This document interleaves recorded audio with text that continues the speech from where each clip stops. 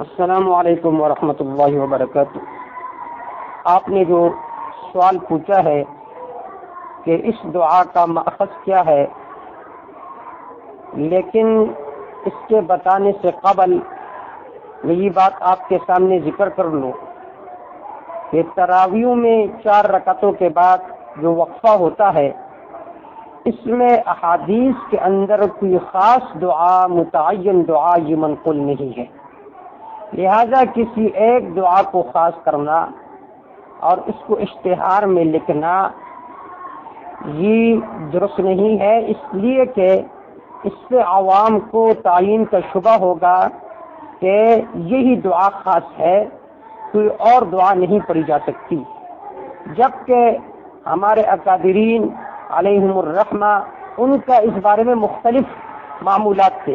مفتی اعظم پاکستان مفتی رشید احمد لدھیانوی رحمہ اللہ، ان کا معمول یہ تھا کہ وہ ان 4 رکعت کے بعد یہ دعا پڑھتے تھے، سبحان اللہ والحمد للہ اللہ اکبر۔ اسی طرح بعض سے اور مختلف دعائیں منقول ہے۔ اس سے معلوم ہوا کسی ایک دعا کو خاص کرنا اور پھر اہتمام کے ساتھ اس کو اشتہار میں لکھنا اور چھپوانا یہ کسی طرح درست نہیں ہے۔ علامہ ابن عابدین الشامی رحمہ اللہ نے یہ دعا ذکر فرمایا جو آپ نے ذکر کیا ہے، کہ انہوں نے فرمایا کہ یہ دعا علامہ قسطانی رحمہ اللہ نے ذکر کیا ہے منہج العباد کے حوالے سے، کہ یہ دعا منہج العباد میں نقل ہے۔ علامہ ابن عابدین الشامی رحمہ اللہ نے اس کا ماخذ یہ بتایا منہج العباد، لیکن احادیث کے مطالعہ سے یہ معلوم ہوتا ہے کہ مجتمعاً یہ دعا کسی جگہ ذکر نہیں ہے۔ البتہ یہ جو مکمل الفاظ ہے، بعض روایت میں ایک حصہ، دوسری روایت میں دوسرا حصہ، تیسری روایت میں تیسرا حصہ، تو معنی کے اعتبار سے تو یہ درست ہے، لیکن پورا مجتمعاً کسی ایک حدیث میں یہ ذکر نہیں ہے۔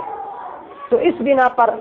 جب مجتمعاً یہ کسی ایک روایت میں مکمل طور پر بھی ذکر نہیں ہے، معنی کے اعتبار سے درست ہے، متفرقاً ذکر ہے، ٹکڑے ٹکڑے اس کے ذکر ہے، تو لہذا اس کے اتنا اہتمام کرنا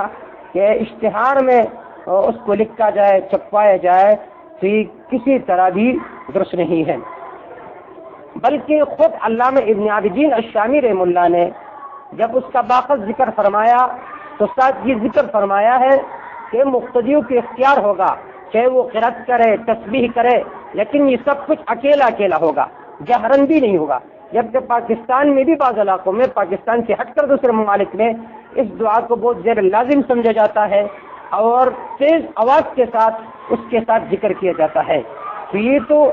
اگر کہ ہم فرض کر لیں کہ یہ ایک مستحب عمل ہے، لیکن جب اس کو لازم سمجھا جائے تو پھر اس کا چھوڑنا یہ لازم ہوتا ہے۔ علامہ ابن عابدین الشامی رحمہ اللہ نے کتاب الصلاۃ باب الوتر والنوافل میں ذکر فرمایا ہے کہ یجلس ندبا بین کل 4 بقدرها ویخیرون بین تسبیح وقراءۃ وصلاۃ فرادا، کہ یہ جو بیٹھنا یہ مستحب ہے اور پھر مقتدیوں کو اختیار ہوگا، چاہے تسبیح پڑھے، قرأت پڑھے، لیکن یہ سب کچھ جو ہوگا فرادا، اکیلا ہوگا۔ پھر آگے فرماتے قول بین تسبیح قال القسطانی رحمہ اللہ فیقال 3 مرات سبحان ذی الملک والملکوت سبحان ذی العزة والقدرة والكبرياء والجبروت سبحان ذی العزة والعظمة والقدرة والكبرياء والجبروت سبحان الملك الحي الذي لا يموت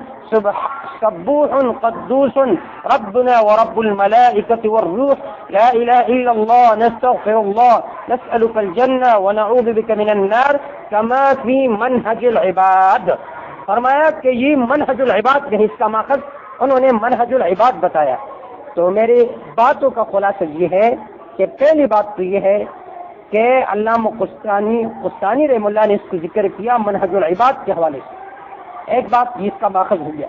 دوسری بات یہ ہے کہ یہ جو دعا ہے یہ متفرقاً، اس کے ٹکڑے ٹکڑے تو روایات میں موجود ہیں، لیکن مجتمعاً کسی ایک روایت میں یہ سارے الفاظ موجود نہیں ہیں۔ 2 باتیں ہو گئی۔ تیسری بات یہ ہے